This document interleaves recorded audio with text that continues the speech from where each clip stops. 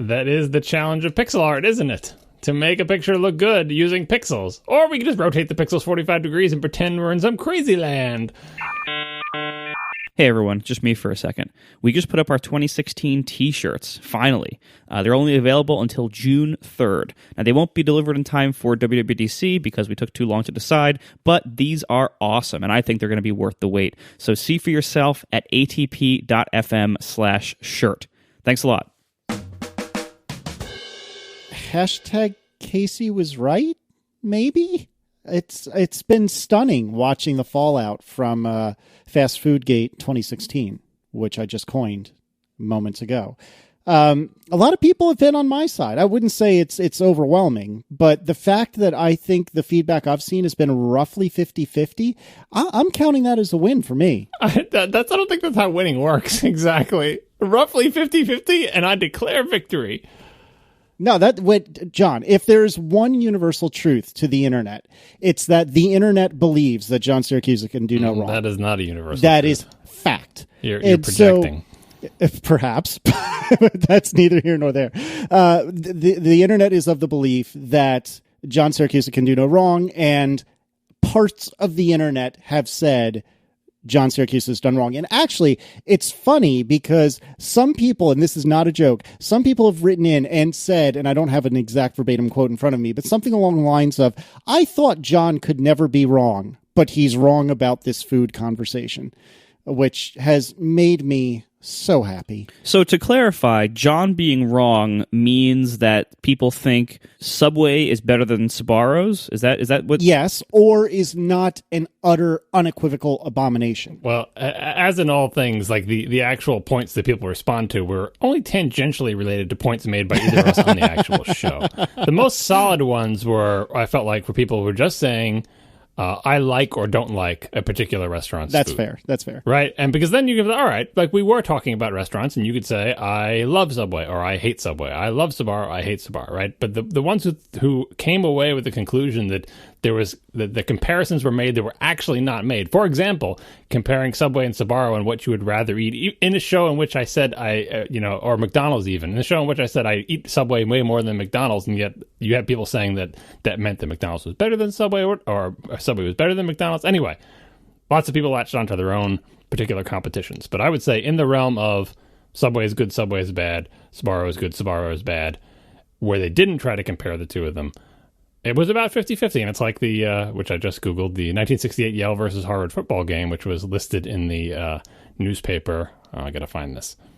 All right, here it is. The famous headline, which they bury in the last sentence of the paragraph. The headline after this football game in 1968 was, Harvard beats Yale 29-29. Because it was a game that ended in a tie. So this is, Casey beats John 50-50. That's fair. I'll take it. I'm good with that. You're not going to hear me complain. Anyway, I would just point out that literally all of these issues are a matter of taste in all senses of that word. So there can be no victory unless one of these food items is going to kill you, which I don't think either one will. That's true. These issues are a matter of taste, but my taste is better than your taste. Well, that's how taste works, doesn't it? But anyway, it's not as if there is a definitive answer. You know what I mean? Oh, goodness. Yeah, but I will take the John loses to Casey 50-50, or Casey beats John 50-50. Or you can do one. You can do 1-1. Out of 50-50, we're just using as a percentages. But since this was a football score, it's points, so maybe it's 1-1. Yeah, I'll take me beating you with a tie. That is good in my book. Anyway, just so you know, since you don't read my @mentions, every time I say anything, somebody says, "Boy, I usually agree with what you say, but you're really wrong about X." That happens all the time. That's like 50% of my replies are people telling me that they usually agree with me, but they disagree with me about insert whatever, and whatever you can think of has been there. Yeah, but to be fair, people start from the position of, oh, John is right about this. Whereas without turning this into analog, I'm not as convinced that people feel that way about me. Well, then you're spared all the tweets about how everyone is so disappointed in you every time you have an opinion on anything. So usually I agree with everything you say, Casey, but I'm very disappointed in your opinion on the Windows XP bumper sounds or cars or the restaurants you want to go to or your choice of, any other thing you possibly... Anyway, you're right. Those replies do show a sort of the baseline assumption. But on the other hand, if that baseline assumption doesn't exist, I don't get those tweets. There's that. But all I'm going to say is I will take your struggle, which is oh so real, over mine. Anyway, but no, I'm really happy that we kept and we/Marco kept that conversation in the show because I thought it was really funny. And as much as the bickering back and forth between listeners and between us went on, I still appreciate the fact that everyone seemed to take it for what it was meant to be, which was, yes, we were killing each other, but it was all in good fun. And we got some good feedback about the segment in general, which made me really happy. So, and like I said, Casey beats John 50-50, so I'm good with that. Yeah, massive, overwhelming agreement that it was fun listening to us argue in the after show. I think one person didn't like it, and poor Marco had to say, you were literally the only person. He was. We got literally one complaint. Yeah, it was funny. And that person, I believe, was like, I'm sure I'm not the first person to say this, but that was not good. And as it turns out, individual, you were the first person to say that and the only person to say that. Anyway, I thought it was a lot of fun. And even though I wanted to kill both of you, particularly John, because I think Marco kind of ended up as Switzerland by the end of the conversation. Yeah, I don't know why you focus all your anger on me, because I re-listened to that thing, and Marco was the one constantly poking and prodding you and egging you on. I was the one trying to bring it back to like Siri and Vive and stuff, and then Marco's like throwing these little bombs and then walking away. It was totally Marco's fault. It was not me. Go back and listen to it. Well, but I also was not really 100% on either of your sides, but I was mostly... You're just an instigator. Yeah, but I was actually leaning mostly towards Casey's side. Not that this stuff was very good, but that I thought that Subway was less terrible than Sbarro. Now I know at least, like, when we're all at WWDC in a few weeks, we have to go to that mall food court. They don't have any of those brands there. They all have weird stuff. Yeah, well, here's the one we can put in the after show. WWDC box lunch versus any fast food. Sometimes those box lunches aren't bad. Sometimes they're not so good. Sometimes they are. Yeah.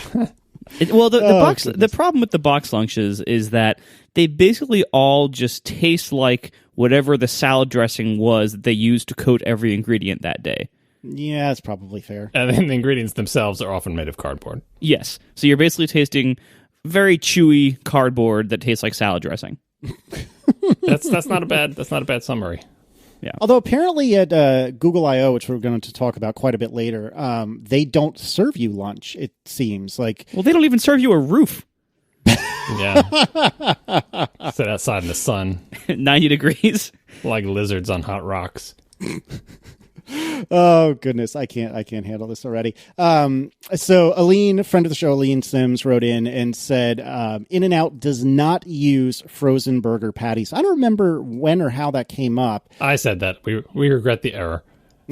Fair enough. Sorry, In-N-Out. I've only been In-N-Out like 4 times, so I'm not. I've seen them cut the fries, so I know they're taking potatoes and running them through a machine, cutting the fries. But I lumped them in with the that tastes more like a fast food chain, like the people who get frozen patties, like McDonald's and Burger King. But In-N-Out does not do that. Excellent. Yeah, In-N-Out is very good, but I think as we said the last episode, I wonder if the reason I like it so much is just because I can never have it. And if it was if it was like Five Guys where I could consume it all the time, I'd be like, well, I actually like Five Guys. And I'd be, Yeah, I had In-N-Out 2 times in 1 week, and by the second time I was like, all right, novelty's wearing off. Yep, completely agree. That's what I did when I was in California, and I felt the exact same way. Man, this is no fun when we agree with each other. So, yeah, screw Sbarro. Give it time. We'll get there. Tell me, John, about tech support ads being banned from Bing.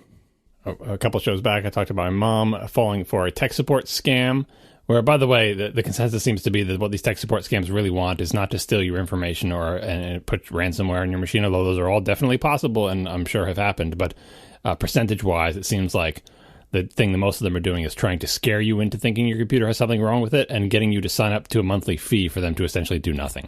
So they make your computer seem like it's haunted and say, oh, you have a serious problem here. If you pay us $5 a month, we'll make sure your computer stays clean. So it's a slightly different kind of fraudulent scam than the kind that installs a rootkit or malware. But you can never know which one of those things you're doing. And my mother hung up on this person,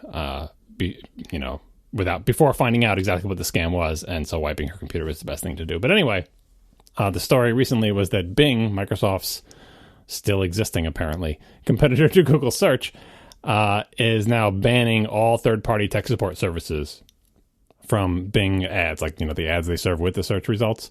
just because so many of them are fraudulent. So there's an entire category of business that cannot advertise on Bing. Now, again, advertising on Bing maybe is not the biggest thing in the world, but Google has done similar things in trying to get businesses that are fraudulent, stop them from buying keywords or ads, because as we all know in these search results, a lot of the times the first few items are actually ads and not legitimate search results, and most people I've found are not good at distinguishing what's an ad from what's not, even though they're like clearly labeled or in boxes or whatever. And I have no doubt that the thing my mother clicked on was not actually a search result, but an ad, because I know she doesn't know the difference between those two things, just one of the top hits. All right, so anyway, it's sad that this entire, what could be an entire legitimate category of businesses of like, oh, you have problems with your computer? There's a market need, we can help you with your problems. Instead, they're all just scams. And so they're just banned completely. Pretty crappy. Yep. And a lot of people wrote in with regard to our conversation about podcasting last episode, and many, many tinfoil hats were worn as emails were sent in saying, oh, obviously Apple is the source of that New York Times podcasting story. It's so clear. I didn't think that was the case, but I don't know. Marco, did you have any thoughts on that? I mean, it didn't paint Apple in a very good light, so I don't think they would have been the source of that story. Also, like, things that are Apple-controlled leaks tend to read a certain way. Also, I can't recall a time that the New York Times was publishing those. It seems like Apple's controlled leaks in recent years have gone to the Wall Street Journal and Bloomberg, usually. So I would not... I think that's pretty unlikely, basically. Yeah, I completely agree. Yeah, and especially since like the idea was that like we were saying in the past show, all these things that they're suggesting would just give Apple a tremendous amount of power, and that's bad for podcasters. And that was what's leading people to say, oh, well, if it gives Apple tremendous power and it's bad for podcasters, don't stop thinking about it as, isn't it weird that podcasters would say that? Think about it, oh, this is exactly what Apple would want. But if Apple wanted to grab power in the podcast market, A, it could have done that years ago, and B, it doesn't need to leak anything to do it. It would just have to do it. So I don't see the purpose of that leak, even the dastardly Apple did want to own podcasting, which they totally have seemed like they don't, and they don't need the New York Times to do that. Yeah, it seems like, what we already knew, which is that Apple is a very big player in podcasting, but that it's not really like top of their radar. It's not like a huge priority for them. They have much bigger things to deal with. So, and I don't see that changing. Like seeing what Apple has to deal with their other product lines, various market pressures, various internal and external needs. Podcasting is just not very high ranking on that list. And I don't see that changing for the foreseeable future. It might, way down the road, but I really wouldn't assume that it's going to suddenly become a big thing for them. We are sponsored tonight by Ring, the Ring Video Doorbell. Go to ring.com/ATP now. There are so many reasons to have a video doorbell. You can actually see who's ringing your doorbell, and you can respond from your phone, whether you're home or not.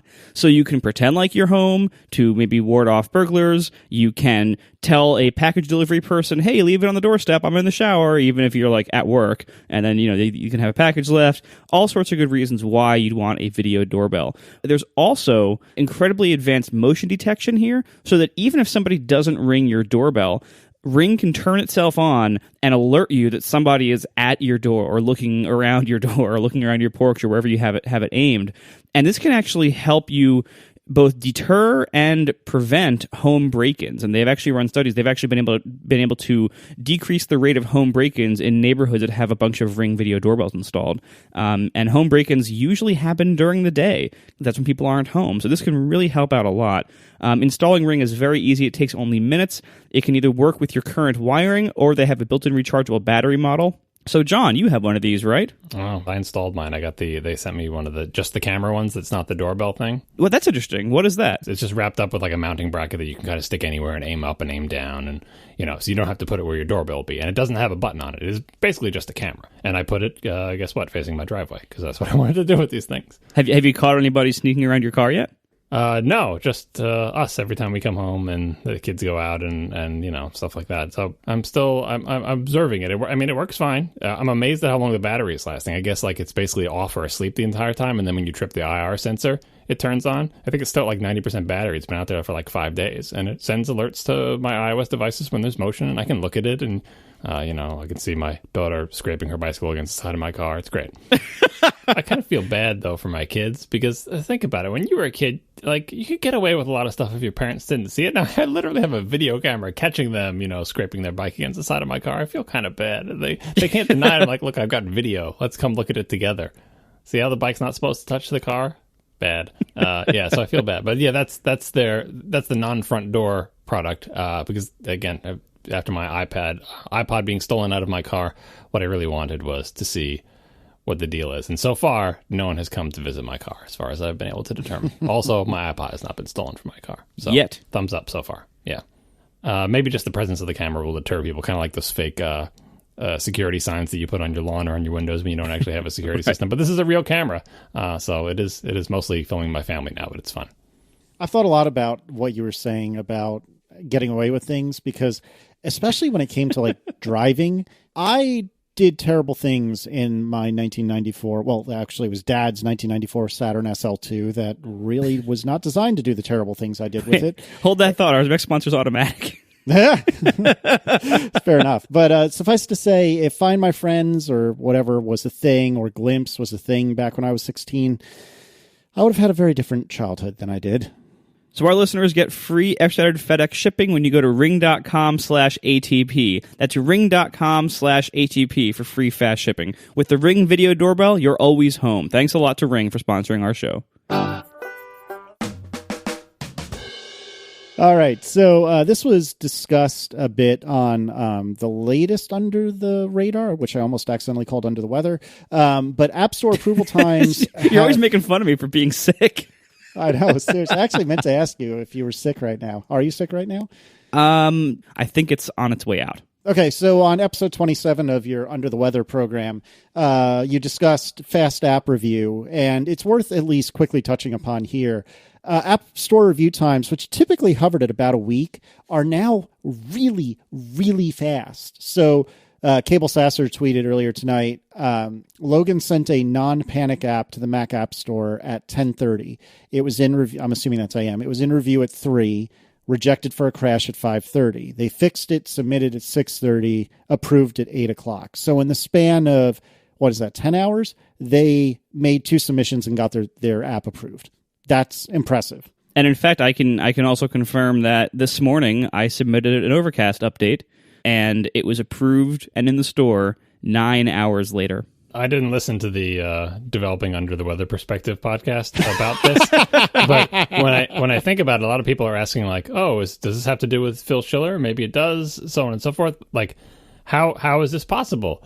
And there are so many ways that it could be possible, but the ones that spring to mind to me are, you can use heuristics to assess the risk of each application submission, and what you can mix into those heuristics are how many apps has this developer put in? Have we had any problems before? Is this an entirely new app, or is this an update to an existing one? I mean, they can go down to the point where they're doing like binary diffs or something, but it's a whole mess of heuristics you can do. And of course, they're just hiring more people. But this dramatic decrease from like days to hours, I don't think you can do that by even like hiring 10 times as many people. They must be having better rules about like, how much do we have to scrutinize this, or how much can we automate? I mean, increased automation is another thing, but again, it seems like it would have to, come out of nowhere. When a developer who's never had any problem, this is what we've always been talking about, a developer who's never had any problems, who's conscientious, who's submitting an app that looks fairly straightforward, to get them through in like this, 1 day turnaround time where you pass it, it gets rejected, you fix it, you pass it, and it goes back out again. There's just not enough time in there to do like to give it a huge amount of scrutiny and go through every single screen and, do all this stuff. Even automated testing tools could take, you could run through automated testing for a certain amount of time, and maybe that wouldn't even fit in. This is almost like they're saying, this one's probably fine, right, guys? Run the fast automated tests, give it a once over for 2 seconds and let it sail through, which is what developers have been asking. They're like, and again, this wasn't a Panic app, but Panic was saying, like, look, seriously, Apple, are we burying malware in our applications? Like, you're never going to catch it if we do anyway. So you might as well just accept the reality that the only thing you can really do is assume good intent and punish after the fact, right? Because if you say, "Oh, we don't like that. That's not a secure way to do it. We want to stop that stuff from getting to the store in the first place." A, that's not possible, and B, it just punishes everybody for the possibility that they might suddenly turn one day and panic becomes infected by malware, even through no fault of their own. Like, say they get hacked and someone sticks malware into their app. There's only so much of that you can detect in review. So, the calculus may be, develop these heuristics so that most normal developers we do less review basically for most normal developers, and we'll catch them after the fact, because history has proven that you catch tons of stuff after the fact anyway. Tons of things get through, even obvious things that should have been caught. So why pretend that your entire system is predicated on the idea that we must catch bad things before they get through to the store at all costs, and then take a day or a week or whatever to do it? So, this is definitely awesome, and I have to think that it has been that it's happening because they're just they're working smarter, not harder, as they say, as the evil bosses say. Whatever it is, it's dramatic, and yeah, we talked about it a lot on Under the Radar last week. The gist of it, basically, I mean, for those of you who don't know, app review used to take roughly a week, and throughout the entire history of the App Store, going back to 2008. There have been a couple of ups and downs here and there, but for the most part, it's been pretty consistent at taking about a week. When app review goes from taking a week to a day or less, it makes a lot of app review problems less severe, and it basically lets you iterate faster on your software. And so, yes, it does create the potential to kind of play fast and loose and ship more bugs, but it also gives you the ability to fix bugs faster. And so I have to imagine it's going to lead overall to better quality software. And it has certainly led to better developer morale and better developer feelings towards the platform. And as the economics have gotten more challenging over the years, I think that's something that Apple is right to be apparently focusing on, because the App Store it's pretty easy to become bitter after a while in the App Store when you're trying to sell something or trying to make some money, because it just gets harder and harder every year as there's increasing competition from everywhere. And so to have signs that Apple is trying to make our lives better as developers is very promising. And this kind of thing is a huge improvement to being an iOS developer. It's an improvement that I don't think any of us were expecting to ever get.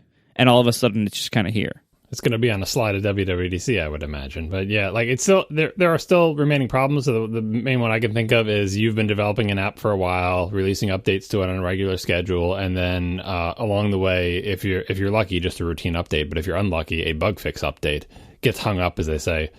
Something fundamental about your app is against the rules. And you're like, I've been releasing this app for a year. This is like the 17th update. And all of a sudden, the major feature of my application is a violation of the guidelines, and that's preventing me from getting this bug fix update or this routine update out the door.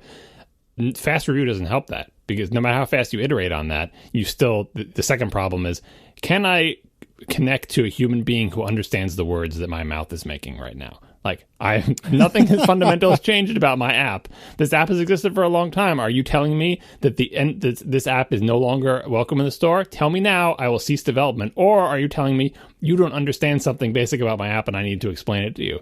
And those type of situations with like the wall of silence and just trying to send it back again and again and getting computerized responses, fast iteration time doesn't help with that kind of frustration, because then you're like blocked on something. Like, I don't understand. I'm trying to fix a crashing bug, and you're telling me my application that's been on the store for a year is now like illegal for some, So that frustration can still exist with fast iteration time. But boy, like Marco said, having the time get faster, whole messes of complaints and things that people like gnash their teeth about the App Store just go away when the time scales shrink to a single day. Then it's like a mild annoyance versus like I have to plan my entire business around allowing for a week to a month of review time, which is just destroys your ability to like just go to market, to compete, to serve your customers. Like, if there's a problem with the 1.0 and you got to wait a week for the 1.01, boy, I really hope this does stick.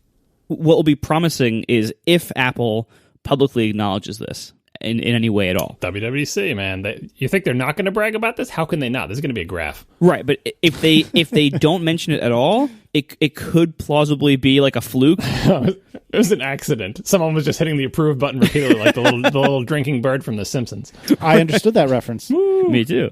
I told you it was from The Simpsons, though. Yeah, but Then I again, I remember keep it. giving you the references. You're like, oh, is that from The Simpsons? Well, we know what the drinking bird is separately. I know. So you kind of had to. It just sounds weird to me. Golly, you're like a show business mom, man. You're impossible to please. No wire hangers.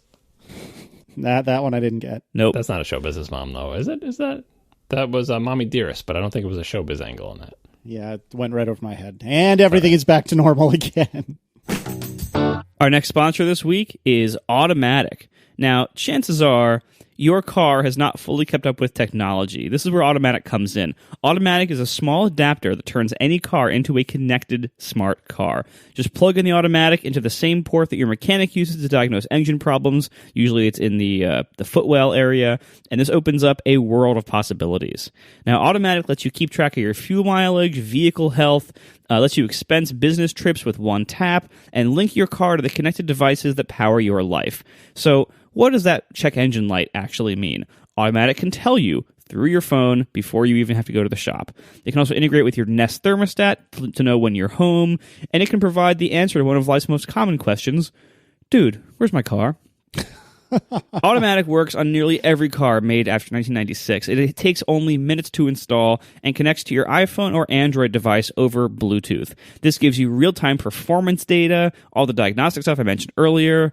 It can even use intelligent coaching to maximize your fuel economy and reduce wear and tear. So, for example, you can say, if I am getting fuel economy below this target that I want to hit, beep at me or tell me so that I can adjust the habit I'm doing. If I just gave my teenage son, Casey, the car for the night, and Casey decides to drive super fast, I can have a report of that. A 1994 Saturn SL2 never goes fast. It just goes quicker than the roads intended. That's all. All right. They also have a web app dashboard that provides granular information, lets you import and export data, gives you plain English explanations for your check engine light. They also have this incredible app platform. Now, when you have smarts and you have connectivity, you can have integration. So I mentioned earlier the Nest integration. There's also integration with Your Mechanic, FreshBooks, and more. You can file business expenses with popular apps like Concur and Expensify, and it works with IFTTT for even more possibilities to integrate your car into your digital life. It supports Apple Watch, it supports Pebble watches, and all this is available for no monthly fees and no subscriptions. And they never sell your data. That's not their business. Their business is selling you the Automatic device. So the Automatic device is normally $99.95, $100, but when you use our special offer code, ATP0315, you'll save 20%. So that makes it just $80 with code ATP0315. So go to automatic.com/ATP and use offer code ATP0315 to save 20% off the regular purchase price. It gets it to you for just $80. That's automatic.com/ATP. Thanks a lot for supporting the show.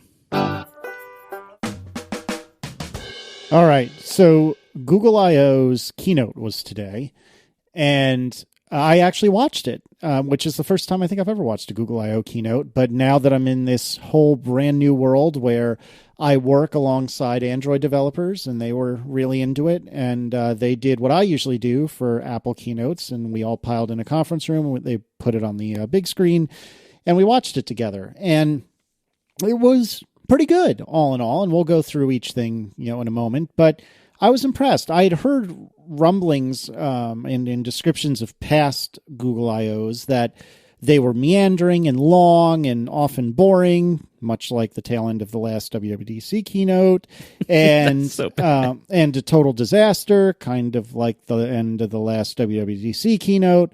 And well, so I'm curious. I was talking about this recently with Tiff. Which do you think was the worst moment in recent Apple keynote memory? Was it the Apple Music introduction or the U2 album Finger Touch thing? Oh, well, Finger Touch was nothing compared to the end of last year's WWDC. Are you kidding? Finger Touch was a brief moment, kind of silly, excusable by celebrity. The other was just interminable, watching Eddie Q vamp and then having to have Drake be up there and just ramble, and it was bad. But to keep in mind, though, I think contributing to the other side of the argument, though, is like the Finger Touch was part of a very, very awkward moment Yes, that it then was. also led into this giant thing nobody wanted, which is like everybody getting this album pushed into their... Fine. It was fine. Like you too.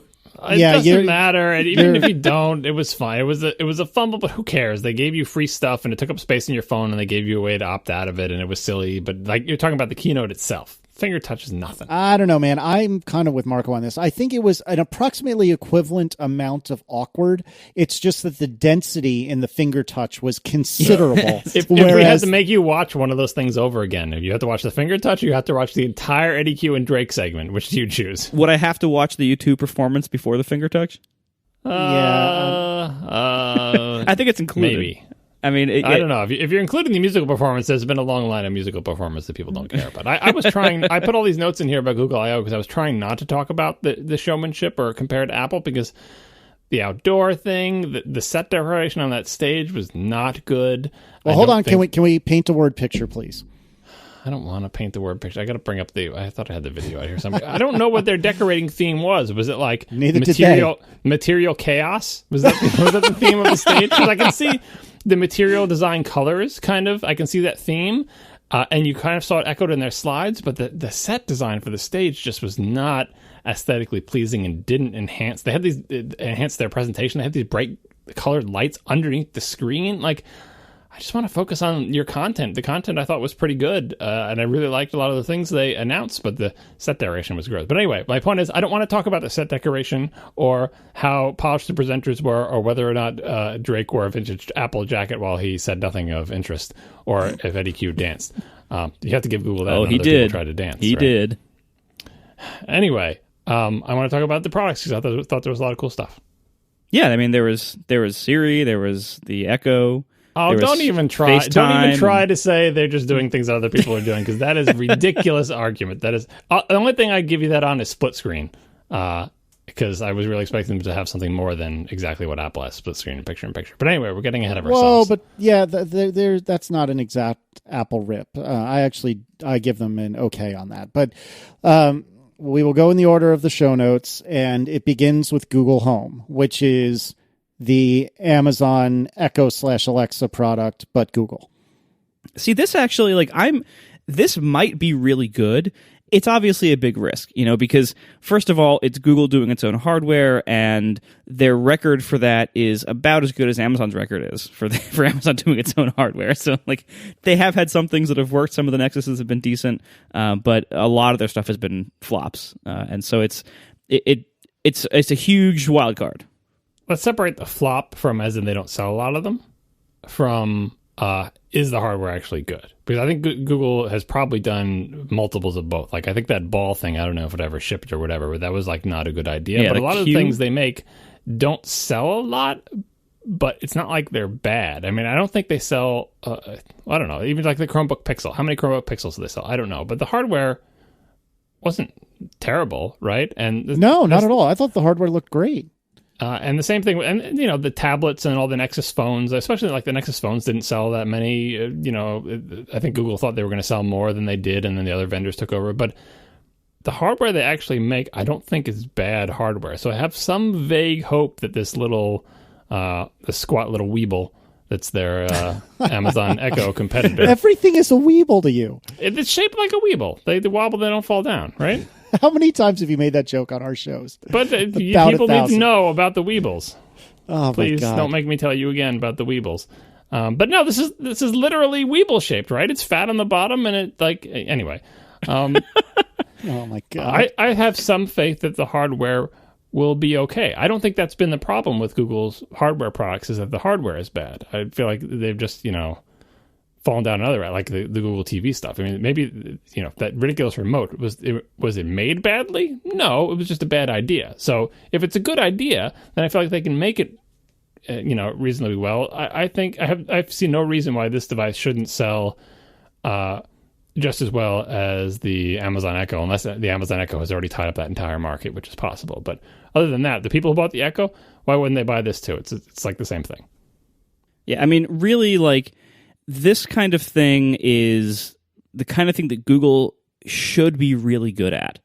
And again, this isn't to say that they definitely will, But I think they clearly are likely to succeed here because it combines the types of things they're really good at with the kind of market that they can get in and succeed in, which is like so far mostly like a geeky market, a very tech savvy market of people who have like smart home stuff. The main problem they're going to have is the lack of retail presence because like we've seen like Amazon is so powerful. Amazon is the place where most people would go to buy this kind of thing. So, and I'm sure Amazon's not going to be too happy to carry it, or if they do carry it, they're certainly not going to ever promote it. But I'm guessing they won't carry it at all. So this is going to be interesting to see how Google can try to market this and sell the crap out of this. Because from a technical perspective, Google should be better than Amazon at this stuff. I don't know that they will be, but they should be. Yeah, I expect them to be better because, I mean, the only thing I feel like they might not be better at is maybe this is their first try at putting something out that has 10 microphones and all sorts of noise-canceling stuff. So maybe Amazon... Well, it was Amazon's first try, and they got it right. I know, but it's been out for a while, and the quality is really good. So I think they basically that Amazon hit it out of the park in that particular feature, right? So... I don't think that's a given for your first try. I think Amazon did a really good job with, does this thing understand me from across the room? Google says they do a good job with that, but Amazon had an exemplary first try, right? And they have the second and third try with the dot and all that other, whatever, the derivative products. But I think they did a really good job. But other than that, everything else about this, Google, I think, should be better and will be better. Like, things that you can say to it, natural language processing, back-end querying. The only thing Amazon's going to be better at is buying stuff, right? Because they have but every other part of it, Google damn well better be better than Amazon at it because, Amazon doesn't have any of the strength behind it to do all the language processing and search querying and the deep hooks into all that type of stuff. And the thing that really blew me away about this demo was, well, A, thinking about why the hell does Apple not have one of these things yet? I guess maybe it's beneath their concern.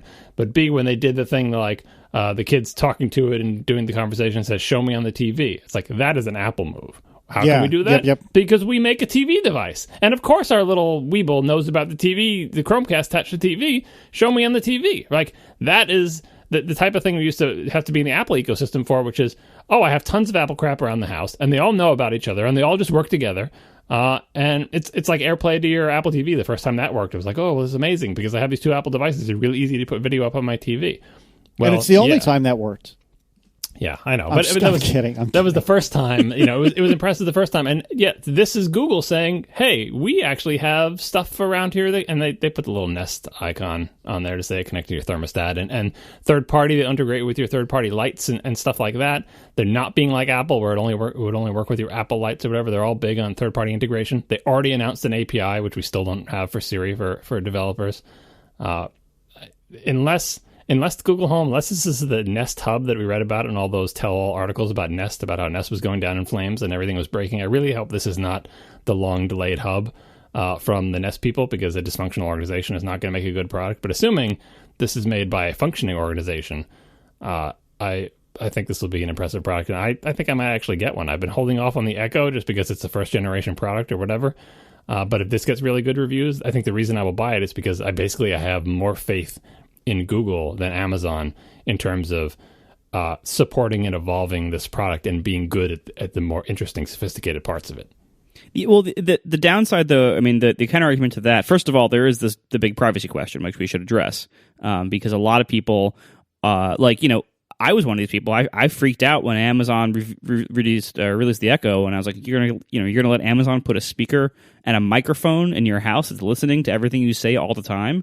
And similarly, when Google bought Nest, everyone's like, you want Google to own this thermostat that can like look in your house and stuff, and there's a lot of people, my past self included, who are uncomfortable with that, and they're just not going to want that product in their house, and that's fine. That's your decision. If for me, what tipped the scale is what every Google fan usually says when asked about privacy things, which is basically what tipped the scale for me with letting the Amazon Echo in my house was I saw how good it was at other people's houses. I saw how good it was, and I decided, it's worth the trade-off. I'll take the risk.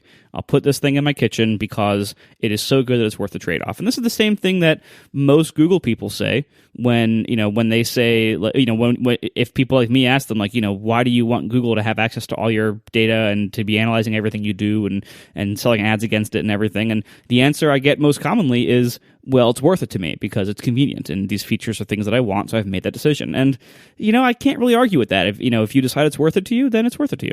I have just to clarify where I fall on that.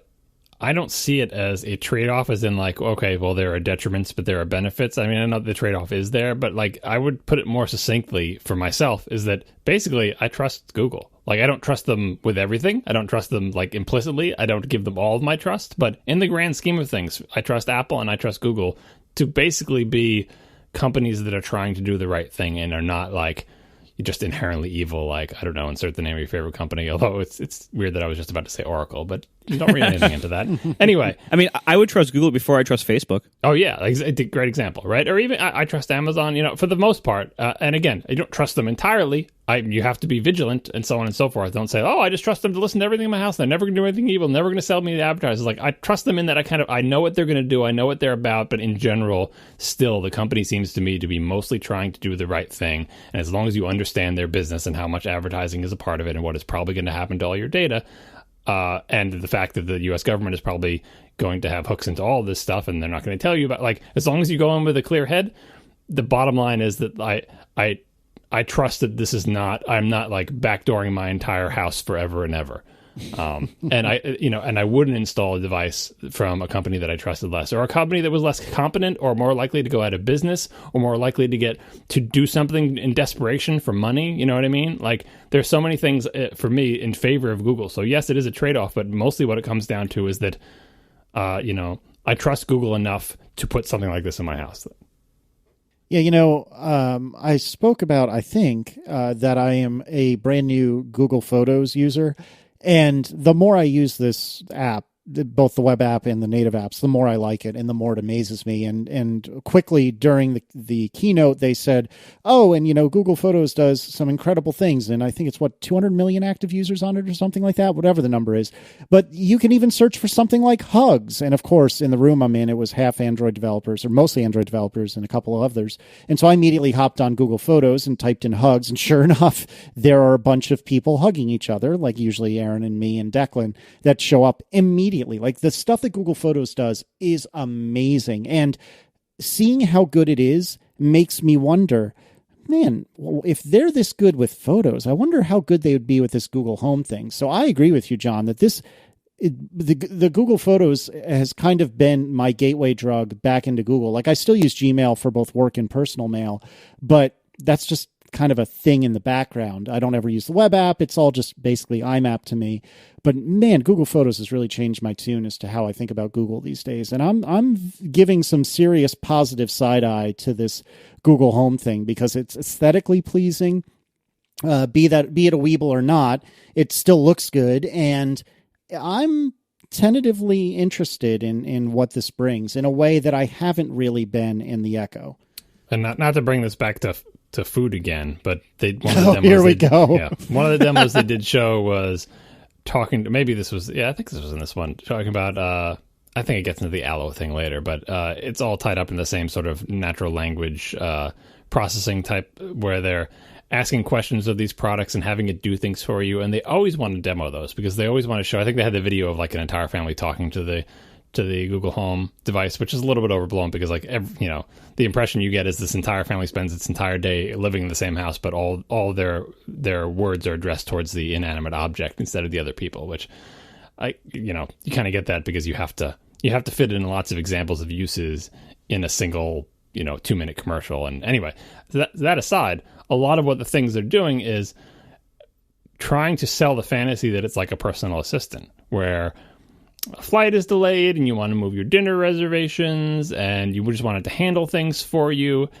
And I think those make for good demos, but also bad demos, because I think they raise expectations on reasonable levels. Because every time they do something like that, I see sort of like scrolling down the side of my virtual screen, like all the cascading number of assumptions that are in there. That your restaurant has an open table reservation, that it understands that, you know, that the restaurant thing you're talking about, that it knows about your flight, that, you know, like that you didn't use a different email address for this, that it wasn't sent to a different person, that like that just so many things have to go right for that to work. And they make it seem like you don't have to worry about or care about those, but you do. Because if you're flying on an airline that doesn't have integration in the same way, or you want to go to a restaurant that doesn't support OpenTable, or something was done on a spouse's account and not yours, so you're talking to it, but it doesn't understand, it doesn't know anything about that flight because it's done through a different Google ID, or, you know, like, so many possible things can go wrong to make that not work. And when they do go wrong, even in the slightest way, it's like the old, give up and use tables website. It's like, if anything goes wrong at all right, forget it. I'll just do it on my phone, or I'll sit down in front of the computer, because there's no way I'm trying to have an argument and getting into the text adventure syntax game with this thing. So it all looks magical. And the same thing with like ordering food. Oh, the food will be waiting for you to get home. Food from where? You want curry? It found an Indian restaurant. You're just accepting the restaurant that it gave you. What if you don't like that restaurant? Does it learn which restaurant you like? Does it like... They're still, this is so primitive where it's not, I don't feel like it's going to help me with my life unless I just don't care where things come from, want the most generic things. Like, I wanted to know, I always get Indian food from this place. Or if it's not sure, or they should ask me, do you want to get it from the place you got it last time? And this is all predicated on the fact that it can order from those places. You probably can't, because your favorite Indian place has no idea what computers are, and they only take cash. And it just doesn't, we're not there yet. And these ads make it seem like they are there, but I don't know anybody, except like Mike Mattis maybe, who can actually live this life, like where you just talk into the air and everything you do is exactly integrated. And, well, he wouldn't like it either, because he would have to know exactly where everything's coming from. You can't just say, order me Indian food. Is this safe, Casey? Can we talk about Indian food? You can't just say, order me Indian food, and it'll be waiting for you, and you'll be happy. Order what? What do you want to order from where? Like, It grinds my gears to see that. But anyway, I do have confidence that Google is going to be better at this natural language stuff than Amazon, just because they have so many smart people doing this, and Amazon probably has a slightly smaller number of smart people doing this. Well, but Amazon has I think, two big strengths. I mean, number one, first of all, as I mentioned, they have massive retail power here to push these things. And by all accounts, the Echo probably already has a decent sized install base. So that's barrier number one for Google to try to overcome. You can overcome like the head start the Echo has gotten with a good product, but it's going to be really hard to overcome the massive retail and promotional advantage. Just ask anybody who has tried to make a successful, technically advanced e-reader in the last 8 years or so. But Google has a big in there, because Google Home, who cares if the little turd, that's now turd downgraded from Weeble, ever sells, because all this same thing is all powered by the whole Google Assistant thing, and that's going to be on all their phones, and they have a ton of phones. So that is their wedge, basically. Like, look, maybe the Home never beats out the Echo, but if we can make this a thing on all of our phones, so that the 50% plus of the world that has Android smartphones gets used to using this on their phones, then they'll still win, because, again, the phone is going to swamp how many people bought a little silly cylinder. Even if people are just shouting across the room to their phones and people start adding multiple microphones on phones. So you're right that it is a barrier, but Google already has like a beachhead there. They have a way around. Like, I think Google cares less whether Google Home succeeds than whether this assistive technology becomes sort of what Google is known for in the modern era, instead of just web search. That's fair. Well, so the other I think advantage that Amazon has right now is that the Echo is not trying to be that kind of like super smart fantasy California land, order me Indian food and it just magically does exactly the right thing you want. Like, the Echo is more like a really simple command line. And once you learn the relatively small vocabulary and syntax that it supports, it's incredibly reliable at doing those things. And so I think, while it might at first have a slightly higher learning curve for day 1, 2, 3, I think once you get past the very, very initial part of it, I would say the Echo is actually easier to use, because once you figure out the kind of things that work with it, those things work incredibly reliably. And so that's the challenge that anybody has coming into this. Like, I think Siri doesn't do as well at that, because Siri tries to do more. It doesn't have an API. That too. Siri tries to do more, but it doesn't. it doesn't really do any of them reliably enough, and it's hard to know before you ask Siri something. It's hard to know whether you will succeed or not. Whereas with the Echo, it's you figure it out within a few days. You figure out like, okay, this is the kind of thing that will succeed. This is the kind of thing that won't. Google is obviously trying to be very ambitious with the kinds of things that their thing can do, that Google Home can do. We will see if it works. I think if anybody can do that kind of complexity, it's them. So it might work. To me, I think the biggest risk for buying into the Google Home ecosystem is whether Google themselves will lose interest or it will fail within a few years. Because, their track record for that isn't great either. If something is not working, they're the first ones to kill it usually. Just don't tell them that FeedBurner is still running, because I think they forgot about it. But anyway, Google is if you look at the history of like various initiatives they've had, various like big platforms they've tried to launch, it's littered. It's a huge graveyard of stuff they've shut down. So, but that's no different than Amazon. Well, that's true. But if they try this out, if it doesn't get very far in the market, they could choose to fight harder and to keep it going, or to shut it down. So, and if you like bought the wrong hardware and they shut yours down, like that kind of sucks. It's kind of like a format war going on. But don't you think this has a big advantage in that the underlying technology, was underlying this and Allo and all that stuff, the underlying sort of machine intelligence, natural language processing, speech interface, that I feel like is a core technological effort at Google that is not going away, like 100% guaranteed not going away, right? Now, the individual products, you're right. Maybe they get to Google Home and it ends up like, oh, we have the second version and it's not compatible and you're stuck with some bad hardware and they eventually stop supporting it. I could totally see that happening.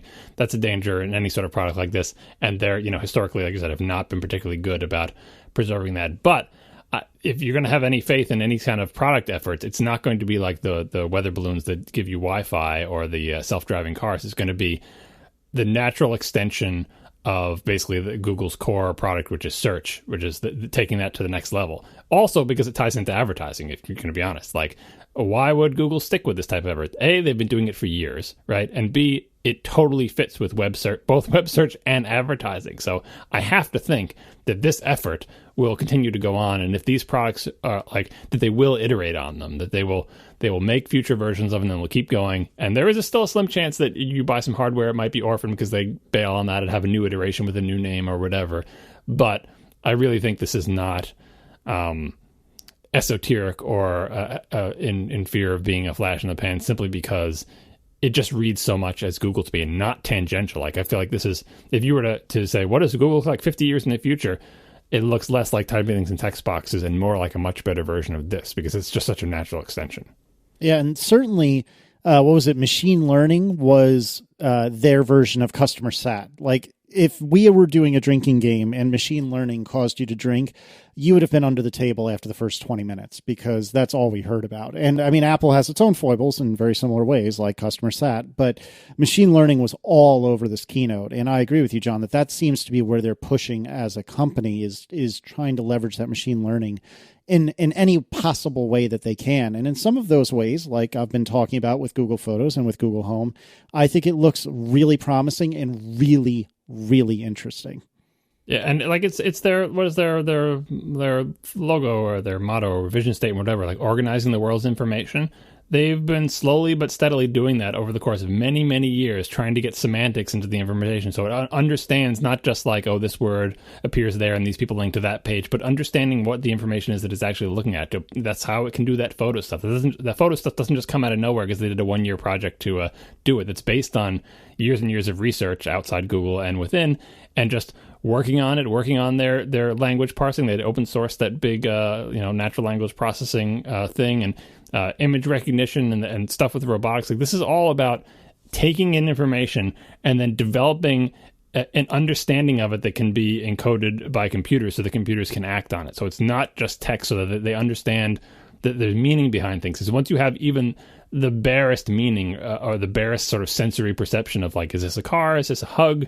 What language is this in? What do the words mean? That previous sentence, when they said he in the next sentence, what are they talking about? Like, it's really basic stuff conceptually. but it's really hard to do for computers, and they're doing it on such a massive scale that effort and that research just is going to underlie all their products from here going forward. And maybe they're going to hit that inflection point where suddenly it becomes acceptable and like it passes the barrier from tech curiosity that we're all impressed by, but then only nerds really use, to just a normal thing that everybody does.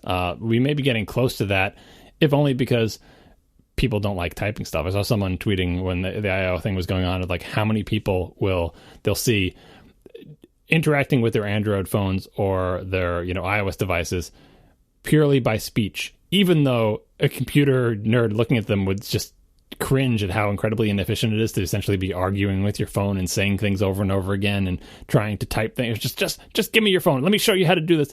But people prefer it, even when it's totally broken and crappy and doesn't work right, just because it's more comfortable for them. So I think we're probably closer to the inflection point where most people use what will continue to be the most massively inefficient way to do anything, especially when it has any sort of error, simply because it's just more comfortable for them than trying to figure out what things to tap on or what to type.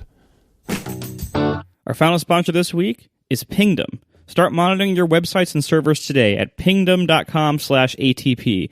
Pingdom makes the web faster and more reliable for everyone by offering powerful, easy-to-use monitoring tools and services for anybody with a website. By using Pingdom, you can, for example, monitor availability and performance on your server, database, or website from more than 70 global test servers. They can emulate visits to your site to check its availability as often as every minute. You can monitor the availability of key interactions such as contact forms, e-commerce checkouts, logging in, searching, and a lot more. I have used Pingdom to monitor the stuff I do since 2007. All of Tumblr, all of Instapaper, all of Overcast, and Market.org the entire time. It is great. It alerts me whenever anything is down. I usually do 2 alert levels. I do one called Vitals, which is I have all the servers report their like disk space and free memory and everything. So then I have like a low alert level for, oh, you know what, this one of the 5 web servers is not responding, or this server has very low disk space or something, and that just sends me emails and notifications. And then I have another alert level if the whole site is down. That sets off the alarm bells. That sends me text messages. That is like loud notifications. It's like the different level of alerts with Pingdom. I've also used it in the past to do things like monitor the Apple WWDC website to see when WWDC was announced every year, because it would monitor the page for changes. So you don't actually have to own the sites you're monitoring with Pingdom. It's great. I recommend Pingdom. I use it myself. I have used it literally since 2007. So I've used it now for 9 years, and I will continue using it because it is awesome. I used it before they were a sponsor. Now they are a sponsor. That's amazing. So anyway, give Pingdom a URL to monitor and optional conditions to check for, or to just check whether something's up. And when they detect an outage, you are alerted immediately, so you can fix the problem before it becomes a much bigger and more costly outage. You should not be learning that your site is down from people on Twitter. That's embarrassing. It's unprofessional. Be the first to know with Pingdom, and then you can fix your site before too many customers or readers see it. Check it out today. Go to pingdom.com/ATP for a 14-day free trial and get 20% off your first invoice by using offer code ATP. Thanks to Pingdom for sponsoring our show.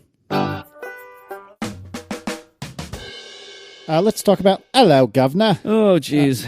I know, you so wanted to say that. I know you so wanted to say it. I did. This is going to be the week of bad podcast British accents. Hey, at least they didn't put an apostrophe before the A. That's true. That's true. Although it reminds me a lot of Allo, that weird social network that didn't go anywhere. It still spams me every few days with something. Yeah, you gotta unsubscribe for all those. I have. Anyway, so Google Allo is their iMessage knockoff, but with a lot more. It's not just it's not an iMessage knockoff. It's like a Line knockoff or a WhatsApp knockoff. That's fair. It's much more like the much more sophisticated messaging apps that are used outside the Apple ecosystem. It's got stickers, for crying out loud.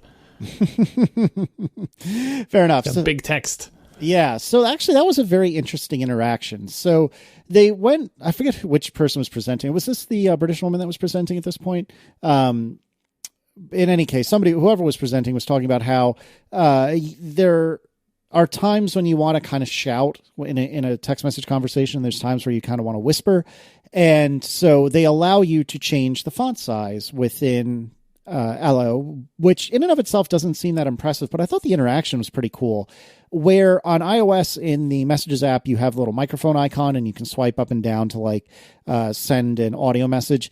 What they do is if you tap and hold roughly where our microphone icon is, it'll let you kind of drag a slider up and down to change the size of the font, which I thought, again, was a very clever interaction. There's so many things wrong with that from a usability perspective that I can't even, like, and from a taste perspective. Like, this is just such a totally a Google thing to do, where someone thinks it's a cool feature, and it seems like they don't think quite enough about the implications, both aesthetically, where you can make really ugly look. Even the demo screenshots were looking really ugly, and I was thinking to myself, not that there's anything wrong with ugly and garish, like if that's the aesthetic you're going for, but I was thinking like, this is the opposite of the Apple aesthetic, and it can be more fun. Like the Apple aesthetic can be boring, right? You know, oh, everything is all Helvetica and everything's the same size and everything is sort of clean and buttoned down. Like I'm not slamming it. I'm really not. Like, but I saw it. I'm like, wow, this is definitely something that Apple wouldn't do. And for the shouting, fine, fun, make your text bigger. It's fun to shout, so on and so forth. Whispering, not good for usability. You telling me I can make the text microscopic? Boy, yeah, my aged relatives will love to squint at that when you don't understand, Grandma, I'm whispering. No, you can't. I mean, maybe it's overridable at the local level, but it just doesn't make for a good demo, because the obvious question, which is, really? I can make text so small that my recipient can't even read it and has to squint? That's the question in people's minds if they're looking at it from an accessibility perspective. So just throw a sentence out there that says the thing that I really hope is true, which is like, oh, and of course the recipient can set a minimum font size. You know, like whatever you have to say, we'll get to this later with some more stuff from the Knock Knock Duo, what do you call it, video conferencing thing. Like if there should be an obvious question in most people's minds about the feature you're demoing. Throw out a sentence or two to reassure us that the feature that you surely added to account for this is there. Because if you don't say it, we're left to think that you haven't thought of it. And even if that's not true, it gives a bad impression. And in this case, I don't trust Google to think these things, because they very often do things that, like, you know, the company's persona is that of an individual that doesn't account for the variety of different kinds of people and lives that are out there. And I know they're fighting very hard against that, and I know it's kind of unfair, but a lot of times I see Google do things with obvious problems that I assume that they have accounted for. Then they release a product and I say, oh, they didn't account for that. And in fact, it seems like they didn't even think of that. And they'll fix it after the fact to their credit. And it's not like they're trying to do something wrong, but sometimes they drop the ball. So I'm saying, Google, in your presentations for the foreseeable future, when you show a feature that has obvious problems, throw out Apple does this all the time, show out 2 or 3 words to say, oh, and of course, don't worry about this because we handled it in X, Y way, like in the obvious way. Right? Because I don't think, for me anyway, they get the pass of making me think that they thought of that. I think that's understandable. We should also talk about the predictive replies or suggested replies with ding, machine learning, ding. That seems weird to me. And I have very conflicting thoughts about this, which is actually kind of a theme for most of what I thought of Google I/O. But it seemed odd to me to have suggested replies on a phone or a tablet where it's relatively easy to type. Like, I don't really have a problem with it on the Apple Watch, partially because it's so terrible, and partially because you can't exactly type on an Apple Watch, and we're going to get to that later as well, hopefully. But on a device where there's some reasonable approximation of a keyboard, it just seems insensitive. Like, one of the examples they used was like a picture of a kid. Oh, how cute was one of the replies. Like, I don't know, that just seems insensitive or cold to me. Well, so here's an example, a great follow-up from what I said. Here's an example where they did realize what the obvious objection to this feature would be and address it with a sentence or two. So the obvious objection from the demos is like, I would never tap any of those circles because all of them sound like inane things. Like that's not how I communicate, right? Just like you were saying, it's like, really? Oh, how cute. Am I going to send that? Like, or it's going to look like a form letter, or it's going to look like a canned reply, you know, similar complaints about the inbox software that they have for auto replying to emails and stuff like that.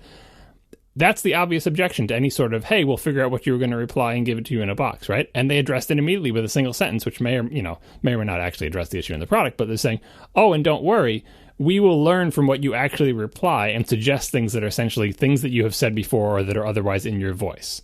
Now, will they be successful at that? Will they just literally have replies I've had before and it'll sound dumb and none of the boxes will look right? But at least they understand that they can't suggest replies without taking how you actually communicate as an input. And so they said, no, that's exactly what we're doing. Now, again, they can do a bad job of it and it'll still be a stupid feature that people will want to turn off. But if they do a good job of it, it's like, yes, that's exactly what I want. I want you to watch how I type to people and preferably how I communicate with different people. How do I reply to my mom versus my wife versus my friend? You know what I mean?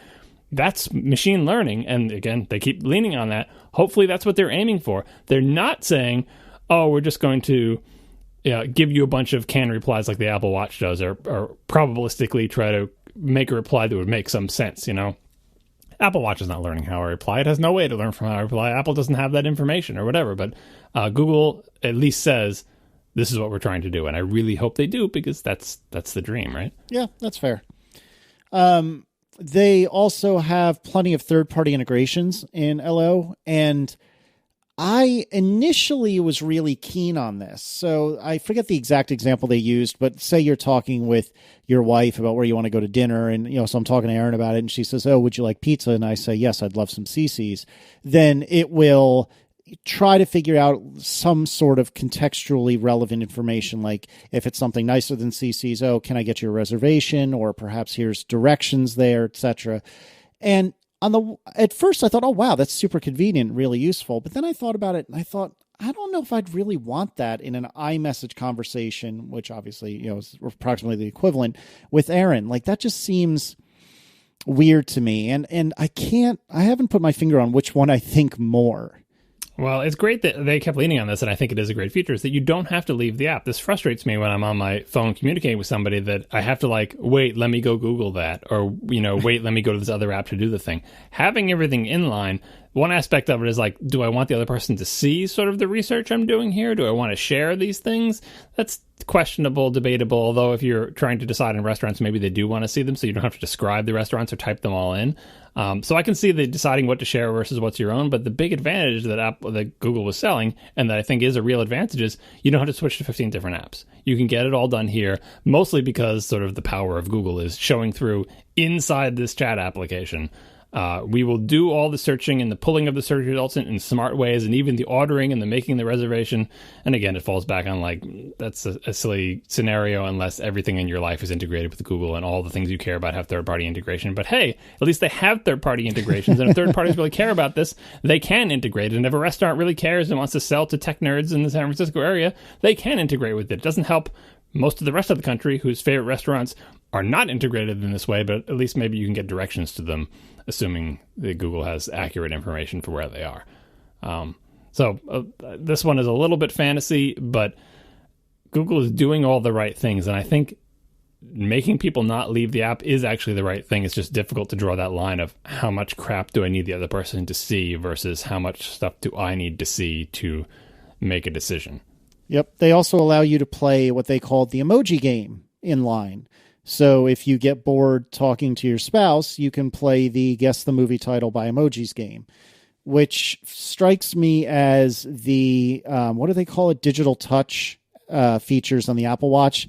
But it's not, though, because this was just their sort of Hello World example program. The idea is that, again, third parties can make actual fun games with this API. This is more it's like making an Echo server for demonstrating your simple, server-side concurrency framework, right? It just echoes back whatever you put in. It's not a real thing. It's an API, and they fully expect people to make real fun games out of this. And, integrations with third-party products, games that lead you to third-party products, there are many opportunities for both advertising and commerce integrated into this. And so I think showing that, and by the way, on stage, essentially saying, shall we play a game to your computer is not a good move, and it's not a good look, so maybe stay away from that. But the big thing that I think they weren't selling is that we didn't just make a chat app that has some features in this version of Android.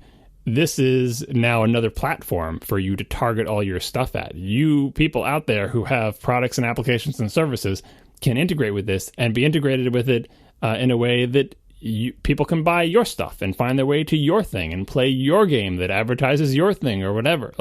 That's the feature. The actual emoji game I don't think that was, I mean, it was probably clear to developers, but if a regular person saw that, they'd be like, oh, I'm not interested in an emoji game. It's like, no, ignore the emoji game. That is just a proof of concept, hello world type thing. Other integrations is what you're looking for here. Well, fair enough. Then they made mention during the Allo conversation and a couple other times about security, which I really, really liked, that Google and Apple seem to be quietly colluding in the good way to try to make their platforms more secure. But that being said, I wasn't entirely clear on what the security situation is in Allo. It seems that there's kind of two modes. There's the general normal use mode, which is encrypted-ish, I guess. It's encrypted enough to prevent snooping by anyone but Google, because they need to have their equivalent of Slack, or the Slackbot in there in order to offer all these suggestions. And then there's an incognito mode, which is just like Chrome in your messaging app, which is apparently encrypted E to E, or end to end. That just, I like it overall, but that just seems weird to me to have to think about whether or not you want this to be end-to-end encrypted. Yeah, and I wasn't clear too. I watched most of this presentation, but I didn't get a chance to rewatch this segment. In incognito mode, it doesn't hide you as the sender, right? Like it's the other person still knows it's you talking, right? You just initiated a new end-to-end encrypted session. I think that's correct. Yeah. All right. So anyway, it's I think you got it exactly right. It's a difference between could Google encrypt this if they wanted to, in theory, or can nobody do it? And as has been discussed at length with iMessage, even though iMessage is end-to-end encrypted as well, because Apple has control over the key servers, still technically, if Apple wanted to be nefarious, they could, decrypt your conversations as they happen. They don't do that, and they don't plan to do that, and they say they'll fight the government's attempt to make them do that. But there's so many other ways to get your information, like the unencrypted iCloud backups of your conversations, and yeah, it's much more complicated than simply putting E2E up on a screen and making people feel safe, especially with the government climate the way it is. But yeah, the reason Google, I think, didn't have iMessage style encryption from the beginning is because Google wants to be able to see everything that you type, and it wants to have a participant in the conversation who's in on it. Even if you did end-to-end encryption, one of your authenticated end-to-end recipients would be something on a Google server somewhere. Like, I don't think they're anonymizing when they go back like Apple is when they go back to the Siri stuff, because they kind of have to know things about you and know who you are to do smart server-side things, because I don't think all this is happening on the phone, right? There is a server-side component. And so it's the tension we've always talked about, is like that Apple's trying to be good about privacy, and like, I don't even want to know your stuff. But if you want personalized service from an intelligent agent with machine learning, the intelligent agent has to know who you are. I mean, I want it to know who I am, but now all of a sudden this intelligent agent is privy to my conversations, and it's not a person, and it's essentially owned and controlled by Google. So end-to-end encrypting it with the agent is not really helping things if you're worried about the government forcing Google to give it records. Anyway, I think in this day and age, if there's something you don't want the government to see, don't send it through Google or any other service, probably even Apple. I mean, Apple's probably your best bet, but in general, you'd have to take encryption into your own hands if you actually want, which is fairly easy to do. Like, the math exists. It's out there. You can get encryption software and use it yourself and communicate with somebody in a way that the government can't subpoena anybody to get. But again, you'll probably just screw it up, and they'll be able to social engineer something out of it anyway. Oh, goodness. All right. Let's talk about Duo and Knock Knock. So Duo is FaceTime, but not. There's more to it than that. And then what is Knock Knock? That's the intro mode in Duo. Is that right? Yeah, this is another one of the demos where they didn't say the obvious thing. It's like, oh, and when someone's calling you, look, I can see my daughter, and it's like your phone is ringing essentially. It's like the FaceTime ring, right? And rather than just seeing the name of the caller and maybe like a little picture of them from your contacts or whatever, like, your daughter is calling and you see your daughter's name and a still picture of your daughter, what you instead see is video from the caller's side before you've decided whether you're going to pick up or not, right? How can you do that demo on stage and not immediately say, but don't worry, this only happens for known contacts that are in your address book or that you communicate before. Surely that is the case, but you have to say that. You have to actually say the words. It takes 2 seconds to say the words. Otherwise, the entire audience is going, oh my God, naked people are going to be calling me constantly, and I'm going to instantly see their video because I can't stalk them. It's like, do they not have women at the company? Like, it's just, the women would say, I do not want to see a million guys' junk as they randomly dial me, and I have no choice, and I see video of it immediately. Like, and again, I don't think that's going to happen, because surely this only works for, like, your favorites or your known contacts. Like, that's got to be a feature, but you have to say it on stage, because otherwise I think Google, seriously, I don't know. That really bothered me that went unmentioned. I feel like even Apple would say, and don't worry, this only works for your contacts. See how easy that is, Google? I mean, and again, surely that's the case. I think there have to be engineers inside Google, who understand the privacy implications of unsolicited video from strangers appearing on your phone screen. But they didn't say it in the presentation. Or if they did and I missed it, and I'm sorry. No, but I don't think they did. Boy, yeah. As someone wrote in the chat room, junk time instead of FaceTime. So the thing that bothered me about the Knock Knock, to be honest, I didn't think about that, but you're absolutely right. But the thing that bothered me about Knock Knock was they started from a good place, which was phone calls in general, but particularly video calls are an extreme interruption, and you have to really dedicate your entire attention to a video call. And sometimes it is not a convenient time for that. But then again, on the other side of the coin, what if Aaron is calling me to say, oh my God, Declan just took his first steps or something like that? So what Knock Knock does is it lets you see what this person is calling about. So I can see Aaron and Declan, and I can see her freaking out. And they, in their little demo reel video, they showed a guy who was holding up 2 ticket stubs, like he had gotten tickets to a concert or something like that. And then they showed another person who holded up their left hand to show, I think it was their engagement ring.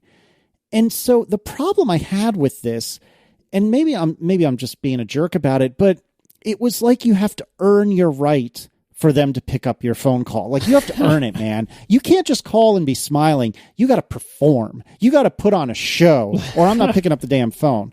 Or they're not going to pick up. I don't think it's a real problem, because again, it's only going to be your actual people doing this, right? Who's video calling you anyway? No one is cold video calling you, or in any case you wouldn't pick up. It's going to be people and the only time they would video call you instead of regular call you is if they have something to show off, or they're an adorable child, right? Why else are they going to... No one's going to video call you just to essentially have a phone conversation, because who wants people looking at them unless they have something to show, or they are in an impressive place. So, I don't know. I guess this depends on who you talk to, but I don't feel like anybody who I would ever video call would deny my call because I was not sufficiently exciting in the video. Well, the other thing is, any FaceTime conversation I've ever had has almost always been preceded by an iMessage conversation saying, hey, I'd like to FaceTime you. Are you cool?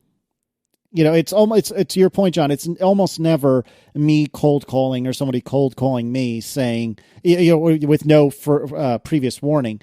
But is that perhaps because there is no Knock Knock like feature for me to kind of screen that call? Maybe. I do get those, by the way. I do get a surprising number of not phone calls, but FaceTime calls randomly on my phone, and of course on my Mac is integrated with my phone. I don't answer any of them. Strangers? No, it's like unknown. Yes, just that's unknown weird. caller, Really? unknown number, and not a phone call, and not a FaceTime audio call, an actual FaceTime video super call. weird. I don't know if there's like war dialers out there just trying every single number. I don't know. I've never answered one of them, so I have no idea what's going on, but it's annoying that it makes the FaceTime like bloopity bloop sound. I mean, I've had I have a few relatives who basically treat FaceTime like phone calls, and so they will just call me on FaceTime unannounced, just that's their call. My parents will do that. I think that's fine. But I've never wished for this feature. I mean, I'm sure it's fine. It's certainly going to be odd at first before anybody's used to it, because that's not how things have gone so far with these kind of video calling things. So there's kind of an expectation that you are not being broadcast before the other person picks up. So I think you're going to see a lot of people picking their nose and adjusting their hair and stuff like that, embarrassing prep before they think they're being watched.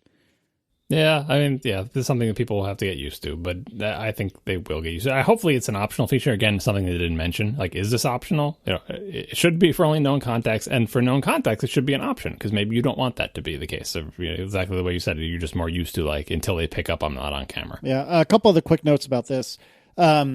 It apparently does really, really well with graceful degradation as the connection gets crappier, and then whatever the opposite of that is as things get better.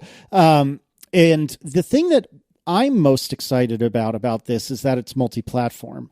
And I believe at one point or another, they had said that Allo and presumably Duo operates where your phone number is kind of your user ID, if you will. And something that I've struggled with is Aaron's side of the family, with the exception of Aaron, is exclusively Android.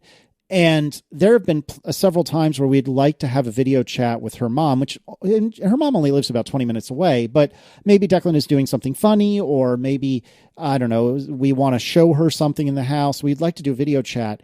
And we don't feel like we have a mechanism to do that. Now, yes, I know that Skype exists. Yes, I know that Hangouts exist. Yes, I know that there are many other video chat apps that exist, but there's nothing that I personally have used that is as easy as FaceTime. And I hope that this Duo thing will be as easy as FaceTime. And so we'll be able to install this on our iPhones, and my in-laws will be able to install it on their Android phones. And we'll be able to do these very quick, very simple video chats on a whim, which would be really, really awesome. And I'm really looking forward to that hopefully working.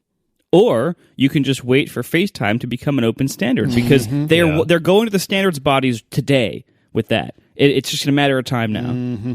Yeah, this is another thing that's Google's strength. Because my experience with Google Hangouts, for example, is it is the first and best sort of multiple people on a video stream thing that I've ever used. And is the quality great? No, but they like really good video games and good iOS applications and so many good things, they understand that the most important thing, like they understand the hierarchy of needs in a video call. Number one, audio. If you have to drop the video to maintain the audio, do it, because nothing is more annoying than not being able to hear people.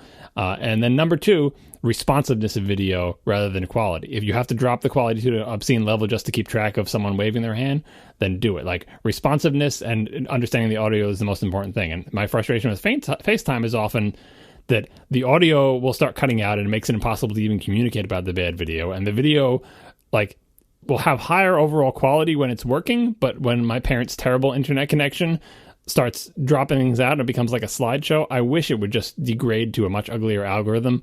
And FaceTime will do this. FaceTime will turn off the video entirely to go to the audio, but in practice, it does not do that soon enough. It very often struggles with stuttering audio, and I wish I could just drop this entirely. Very often, FaceTime calls have been derailed by saying, just call on the phone because we know the phone will work and I'll be able to hear your words. So, again, I haven't, the only thing I've used video from Google is, YouTube, which of course is only Google by acquisition, and Google Hangouts. And I've always been impressed by the performance under pretty, dire conditions of so many people across the country doing one big giant multi-video conference call thing. So if this Duo thing works, and because it's cross-platform, it may end up being an easier, we'll see if it ends up being like my go-to. Like, I'll probably still do FaceTime with my parents because that's just what they're used to. But if FaceTime is messing up, I will have this app installed and I'll make sure they have it installed too. And I'll say, switch to this app and we'll just do A/B testing. Oh, FaceTime is dying because of your weird internet weather over there. Try this other app that I showed you. And hopefully it will be simple enough that they can figure it out and it will, be connected up in a way. But I'm optimistic about this as being a decent product. And like Marco was ridiculing Apple for the open standard, like this, Apple could have done this, but hasn't. How has FaceTime gotten appreciably better since it was rolled out? I'm sure it has. I'm sure it's gotten more reliable and the algorithms have gotten better and the quality is probably better at the top end than Google's thing is going to be. But that doesn't matter when I can only hear every fifth word that my parents are saying. Yeah, and also FaceTime notably does not support more than two people on a call yet. And I hope we get that at some point. Because, iChat had that before FaceTime was a thing. Like, we had that 10 years ago. So I know it's more challenging on mobile, on cell connections and everything. It's not an easy problem by any means. But I do hope we get there. Yeah, but is Duo... Duo itself implies two. I don't think that Duo is going to be more than one person, is it? Or more than two people, I should say. Well, if nobody actually has more than one other person they know with an Android phone, right? What are you talking about? They're more than 50% of the market. The other thing is supposedly E to E encrypted always. Enterprise to enterprise. Yeah. That one is E to E encrypted always. Well, they didn't say always. They just said end-to-end encryption. They didn't give a qualification, so I'm sure it just means always. Mostly because at this point, I wouldn't say this is going to be true forever, but at this point, there is no Google bot equivalent that needs to see every frame of your video to do something intelligent. But if there was sufficient bandwidth, both in terms of CPU and and data throughput, I'm sure, like under unlimited conditions in a local environment, Google would love to have an intelligent agent watching every frame of your video and doing intelligent things based on it. Because, it's still image recognition. You can do that on video, and then video recognition where you're actually not just looking at individual frames, but the actual video, and having something realize where you are, what you're talking about, being able to do hand gestures, seeing your facial expressions. Then Google, would need to see your video. And on the local device, maybe it could still be end-to-end encryption, but again, there's almost certainly a server component to this, and so I don't know how long end-to-end encryption on Duo only lasts until Google realizes that they can do intelligent, helpful things by looking at your video. So that's probably still a ways off because of just bandwidth concerns and everything else, but I wouldn't expect it to be always. Fair enough. All right, so updates to Android. Yeah, I was getting towards the end of this section. I had to skim some of this, but I tried to put some highlights in here. I'm sure there's things that I'm missing. Vulkan was kind of depressing because, Apple's been so far ahead with graphics performance on their devices for so long, especially compared to like the average of Android versus just like the high-end Android. And then Apple, did OpenGL, and then they did the Metal thing, which is a lower level thing, and that was great. And I'm sure it's good for iOS game developers and everything. But on the other side of the coin is the sort of open standard OpenGL Kronos group thing, which is Vulkan, which is based on Mantle from AMD and a bunch of other stuff. And it's very much like Metal. And, all these ideas have been floating around the graphics community for a while. I don't like to see Apple as it's kind of like the FaceTime situation. Oh, we've got our own thing. The only good thing about it is that Apple's own thing is actually pretty influential because a lot of games ship on Apple's platforms and they make a lot of money. So maybe they could quote unquote win just because most of the money in game development is happening on iOS. But I would really rather see Apple supporting an industry standard. Like, let's get everybody working together to make the low-level graphics API that everybody's going to use, as opposed to Apple having its own. But Apple having its own is probably kind of a competitive advantage, and they are so big they can probably get away with it, but it just depresses me a little bit. Fair enough. Let's see what else. They did a lot with just-in-time compilation, which is kind of exciting, and even just-in-time installation, which is weird. Well, the instant apps thing, we'll get to that in a second, but the just-in-time compilation is the flip side where I start to feel bad for Google. That they're still dealing with the JIT, and they're like, oh, we'll like profile the code and write the optimized version of it to Flash to make a faster launch each time. And I know they have precompiled apps too, but just that technical decision to go with initially a weird Java-ish language and just-in-time compilation and everything, like they're still kind of paying the price of like having to try to match Apple, which is shipping precompiled binaries, right? Precompiled, pre-optimized binaries that are smaller, that they don't have to have they're playing catch up here. And maybe long term they're still doing the right thing, and maybe it's still an advantage, but in the current stage, there's lots of weird compromises that they're digging out from underneath. And so there was a whole section of the slides that are just things that Apple is just not concerned about because they don't have these problems because they don't have a JIT. Indeed. They have multitasking. Yeah, that was the part where it's like, all right, you did pretty much what Apple did, which is not that imaginative when Apple did it, and it's not that imaginative when you did it. Which part did you think was novel? I mean, split screen and picture is like literally like word for word the iOS iPad multitasking. They did it on a phone, which I think is something that Apple didn't do. Like they wouldn't. Apple doesn't even let you do split screen on the Mini, does they? Yep. Do they? Yep. I don't know what the limits of that feature is. Anyway, on the iPhone, no, but they showed it on the phone, basically top-bottom split instead of from the side. Yeah, well, because you wouldn't want like 2-inch wide apps like side by side. That would be awkward. Yeah. Well, I don't know. It depends on the app, but yeah, they can scroll the text sideways. But what was and they had like the double tap to switch back really fast. Oh, here was the thing that killed me in this presentation, and I kind of understand why they did it. So they showed their app switcher, which looks like all app switchers look like these days, a bunch of little cards that look like WebOS from many years ago, showing all your applications. and I said, by popular demand, they added a clear all button. And that is essentially recognizing the fact that lots of people, either based on superstition or bad reasoning related to the iOS multitasker, or on the Android side, probably both of those as well, but also on both sides, based on just the idea that some people want to clean up messes, and that having a bunch of quote-unquote open applications is visual clutter, right? And they just want to clear out. So the newer version of Android does two things. One, they limit it to only 7, so they go off the end. They just don't show them, which is kind of nice for reducing clutter, but I hope that's adjustable somewhere. Probably is, because what if you want to see more than 7? And the second thing is the clear all button. It's like, sometimes I just want to clean everything up. I mean, I don't think I mentioned this before. I've seen my son do it. I saw him using his iPhone, and he goes into the app switcher and flicks all the applications up. I'm like, whoa. It's like, where did you learn this? Who's like, it's just, they pick it up on the streets. They pick it up like force quitting application. So I had to explain to him, the whole, we don't talk about that much on the show, but the angle that I gave to him, I didn't want to explain to him about multitasking, suspended processes and everything. I said, look, when you do that, it's going to actually exit the program. It's going to, I don't know if I said force quit or whatever, which means the next time you launch it, which will probably be 2.5 minutes from now, it has to launch from a completely fresh state. Whereas before, it was just suspended in memory, ready to go the next time you used it. So you think you're, quote-unquote, saving battery, which is the excuse he gave me, but you're probably not, because launching from a fresh state takes more energy than unsuspending the application. So just don't worry about and don't leave them. But the other angle is, which you have no argument about, is like, I just don't like seeing them there. Well, so Android users apparently have the exact same problem, so they gave them a big button that says Clear All. What I hope the Clear All button does is remove the graphics but do nothing else. Leave them all suspended, because that's what people want. They just don't want to see the squares there. That's what Apple should do. I mean, they'd have to add a new feature for actual force quit, but I wish flicking up the squares didn't do anything except for remove them from the multitasking switcher, but everything else stayed the same. They just stayed suspended and were managed in the normal way. But boy, this ailment, this is like the zapping the PRAM of the mobile age, or rebuilding the desktop. I don't know how far back I can go, and repairing permissions, rebuilding desktops older.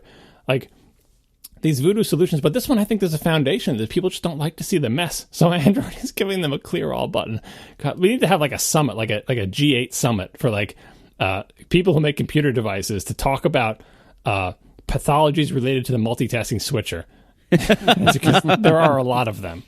Yeah, I mean, and I mean, the sad part with the Apple one is, like, it would be nice if we didn't have to do that, and if they removed the ability to do that so that people could stop doing the stupid thing. But unfortunately, it does occasionally solve problems. Yeah, you do need a way to force quit things. Like, badly behaved, you do need a way to do that. So you can't take that away and just say, oh, don't worry, we'll manage it all for you. But the obsessive need to do it every time, like, I've seen my son do it. I've watched him. It's just part of his routine. It's like, there's no point in that, and especially because you'll just convince yourself that if I don't do this, something bad will happen. Like, I just wish that it just removed the graphics, because I think that's like 90% of it. People just don't want to see the squares. They don't want to see the little rectangles. They want to feel like everything is a clean slate. So fine, get rid of the rectangles, right? But then, when the Facebook app starts going crazy, you do need some way to actually kill it. Or sometimes when applications get all screwed up, which happens as well, like perfectly well-behaved applications where there's a bug in them all of a sudden, and every time you bring them to the front, they're just not working.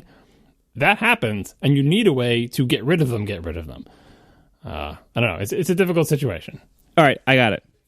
This is how Apple's going to solve all their problems. You get one free Clear All a day. And then if you want you more... You can unlock more with an in-app purchase? Yeah, you can buy one for $1 each if you want more after that. Their growth issue with iPhone revenue is solved.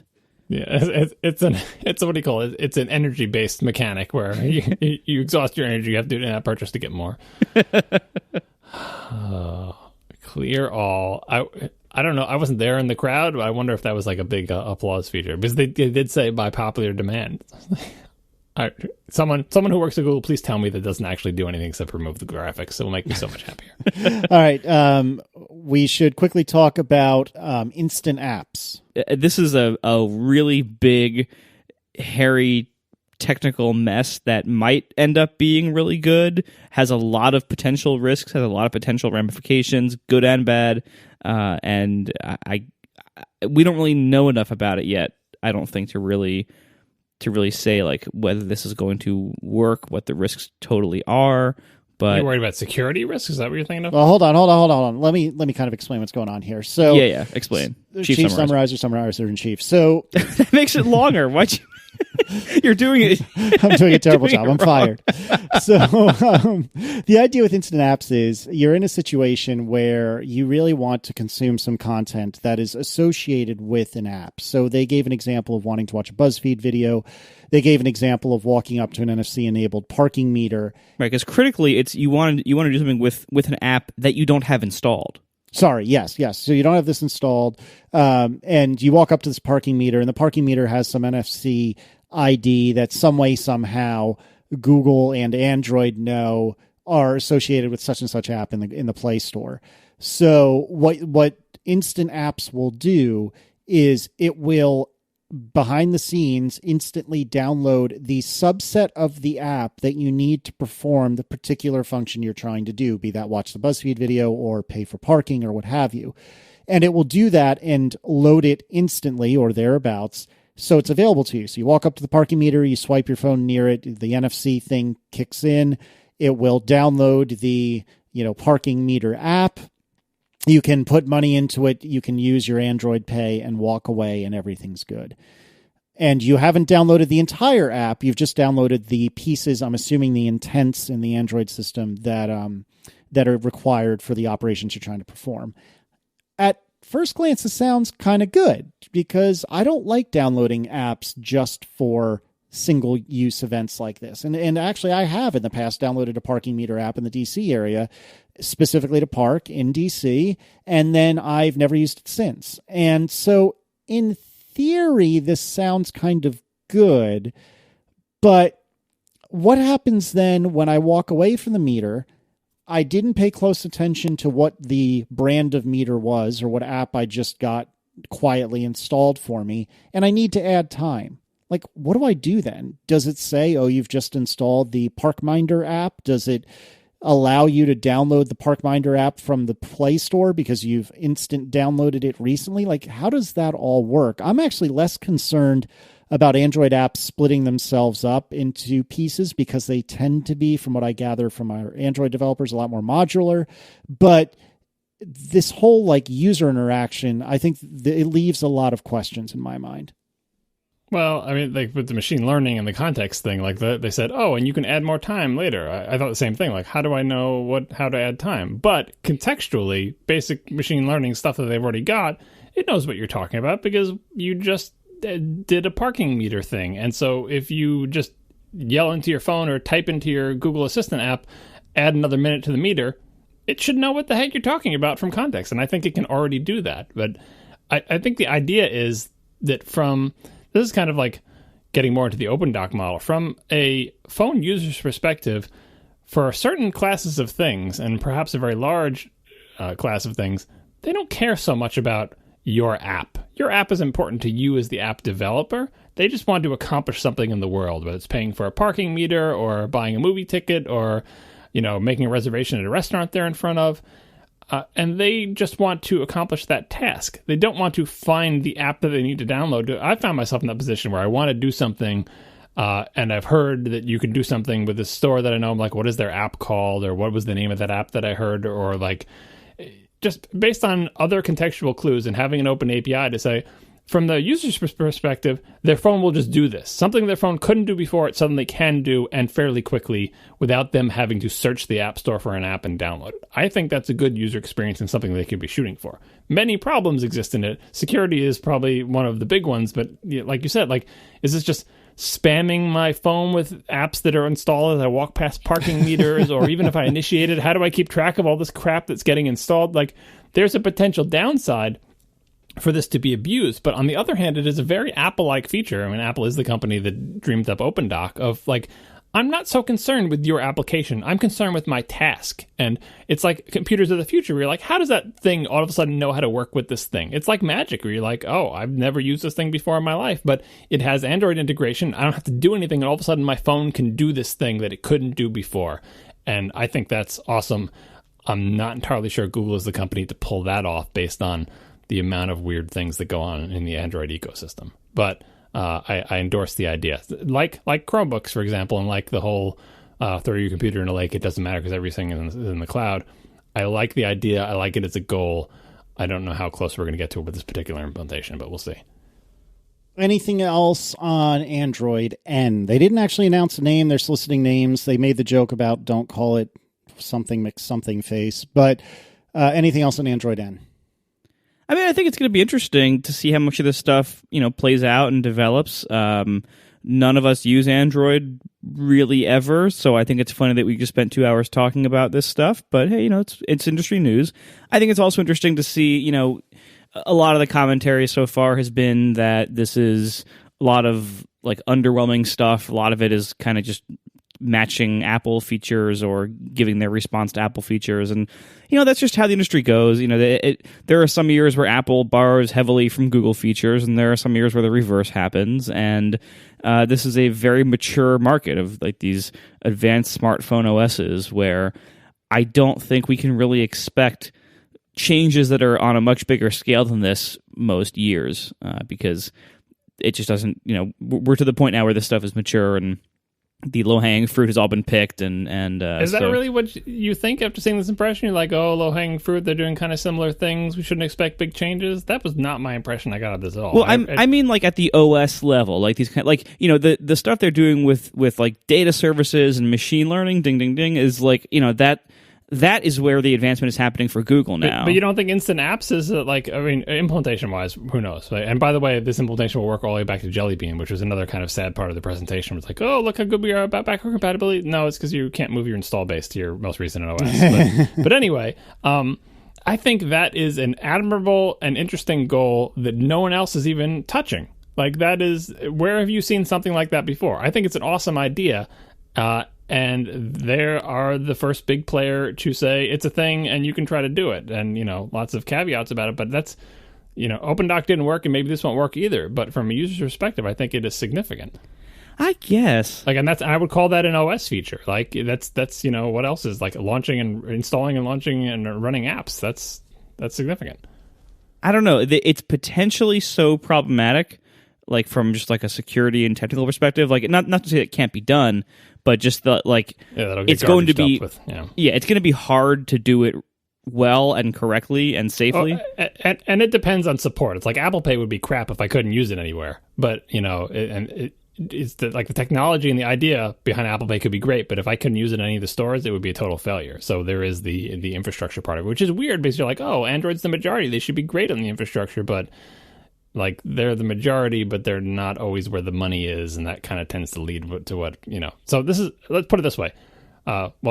This is an idea that I think Apple should share, and I think my overwhelming impression of this entire presentation is how incredibly far behind Apple is in so many of these areas, and how I don't see any hope of them catching up. Like all the things that Google emphasized, all of their strengths, machine learning, server-side stuff, all of that, I just look at that and I feel like if I was at Apple, like, we can't do that. We're terrible at this stuff. We're so far behind them, I can't even see them in the distance anymore. They're this tiny speck. Like Apple's just trying to take its basic services and make them reliable and have some sort of infrastructure for doing things that Google was doing reliably like 5 years ago. All this stuff is not a glimmer in anyone's eye at Apple. They've got Siri and haven't been able to advance it. This thing is dancing over Siri's grave. Like, if you're an Apple fan, like, this makes me think of the good old days when Apple and Google were working together on the iPhone, how awesome it would have been if they had divided the labor and say, Apple, you make the hardware and the OS and we'll do the services and together we'll make the awesome platform of the future. That didn't happen, unfortunately. But now we have the situation where Google is just so much better at so many things than Apple, and that it doesn't seem like Apple's getting better. Not only not getting better fast enough, but some of them not getting better at all at. And it depresses me. I guess on the bright side, as long as Apple continues to make good quality hardware and a pretty good OS that sells a lot of copies, Google will continue to be forced to make like its Duo application for iOS. But the other features like instant apps, we have to wait for Apple to copy.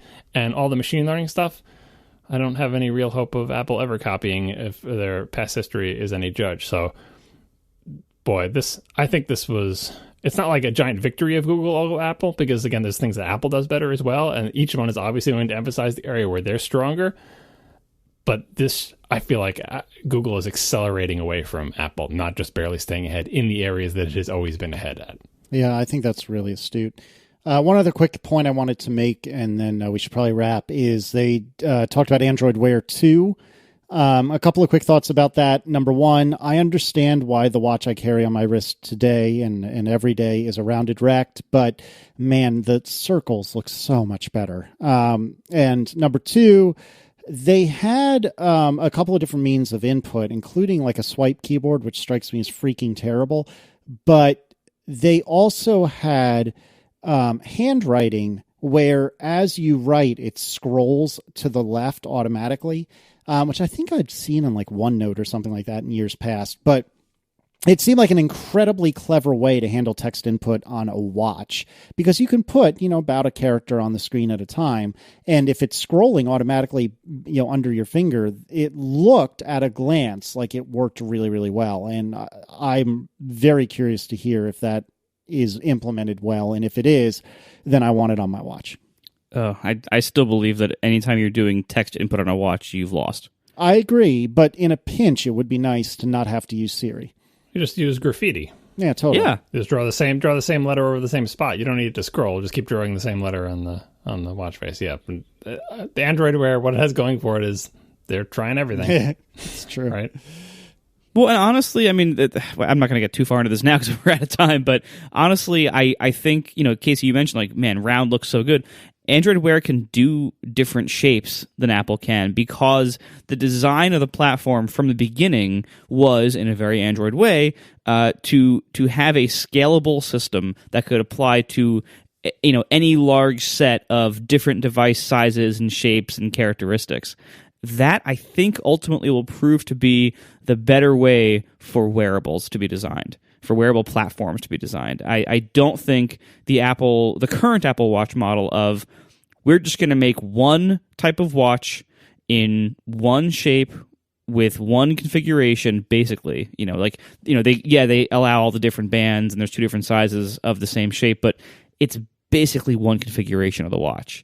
And I think ultimately the Android version of you can have all sorts of different sizes and shapes and different capabilities, I think that will ultimately prove correct for wearables, where it didn't really necessarily prove correct for phones, but, because most people just want a rectangle phone with a decent size screen that has a whole bunch of, hardware in it and stuff. But I think watches and wearables, it'll prove to go the opposite direction. And I wonder, I'll be very curious to see if Apple takes the watch in that kind of direction, because honestly, I don't think they are headed that direction, and that worries me. But we will see. Alrighty. Thanks a lot to our three sponsors this week, Ring, Automatic, and Pingdom, and we will see you next week. Now the show is over. They didn't even mean to begin, 'cause it was accidental. Oh, it was accidental. John didn't do any research. Marco and Casey wouldn't let him, 'cause it was accidental. Oh, it was accidental. And you can find the show notes at atp.fm. And if you're into Twitter, you can follow them at CASEYLISS. So that's Casey Liss, MARCOARMENT, Marco Arment, SIRAC, USA Syracuse. It's accidental. They didn't mean to. Accidental. Tech podcast so long. So somebody who shall remain nameless and who is too embarrassed to be named on this particular podcast tells me specifically that I am wrong about quitting iOS apps. He says it's his only salvation. Salvation from what? From, assuming, his battery draining. He says, you want a video? It's completely replicable. And I thought, what I told him in the chat here is that I thought I covered all bases. Yes, sometimes there's a badly behaving app that you have to force quit. Sometimes an application is in a weird state that the only way you can get it to work again is force quitting it. And some applications, even when they're working perfectly, you need to force quit right when you're done with them if you don't want them sucking your battery down.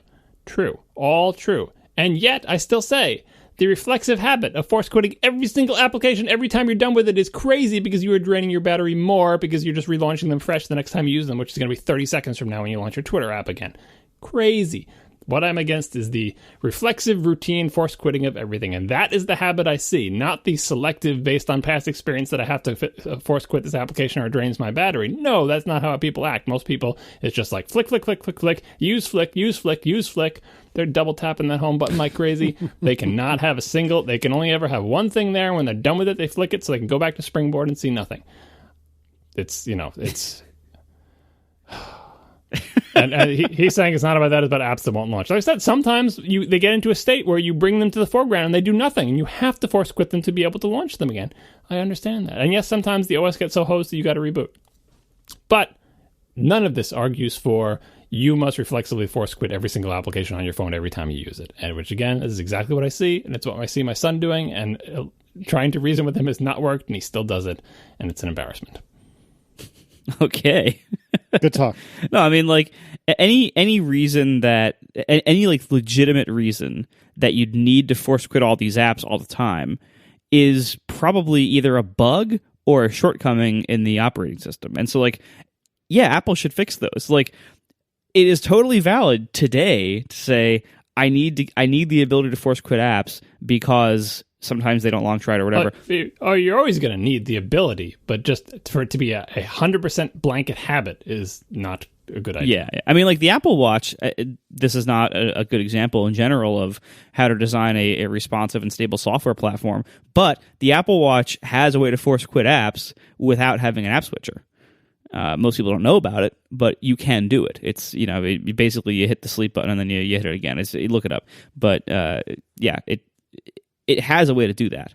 So, like, it is possible to still have some kind of gesture involving the sleep wake button and holding it down in a certain way to have a force quit method without putting it in the switcher and having that be the method. But I don't know. I think the whole design of the multitasking switcher itself needs a lot of help in a lot of ways, not least of which is that conceptually everybody thinks all those apps are always running all the time and they need to clear them out. So that's one of the many problems with the current iOS app switcher that is ultimately a design problem, not a technical one. Yeah, and the technical problem is when an app gets stuck in that state where you have to kill it because it won't launch again. Like it will launch and you can run it and use it, but it's useless, or like you'll tap the icon and nothing will happen. Yeah, and then or just memory gets filled or corrupted, or there's an OS bug. That happens, but none of that argues for. It happens all the time. First of all, you've got a problem with your phone, and it's obviously not a widespread problem because plenty of people use their phones. And I don't force quit anything ever, essentially, because I don't use the Facebook app, I don't use anything, and I use iOS devices for years, not force quitting everything. So it's obviously not an endemic bug that affects every single device. If it's happening to yours, who knows what's going on? Maybe you have a problem, but don't accept it as the status quo. As things working correctly. And even when you do have a problem like that, I feel like you can target it by figuring out which applications are the problem, when do I need to do this? Because if you can't do that, if you just give up and say, I have to do this all the time, it's just the easiest system that works, like, I feel like it's a total failure of the product. Like, it's not the user's fault at that point, it's just the product has so frustrated the user that they can't, that this is their tool for dealing with it, which is blanket force quitting, and they will never move away from it because it's the only thing that's given them salvation on whatever weird thing is going on their phone or the apps they use.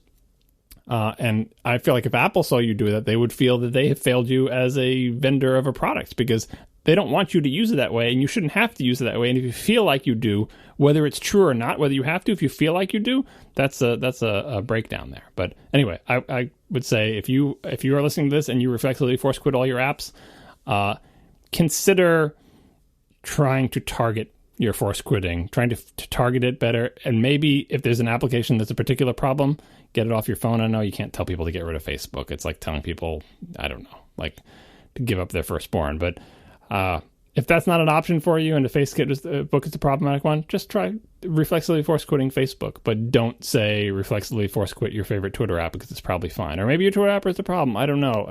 All I'm telling you is that it's not normal. Like, you shouldn't have to do this. And I know many people who spend years and years using iOS devices across multiple hardware models and multiple OS models with multiple apps who don't even know how to force quit, and they're fine. So it is not like a fact of life on iOS, and people should not be doing it.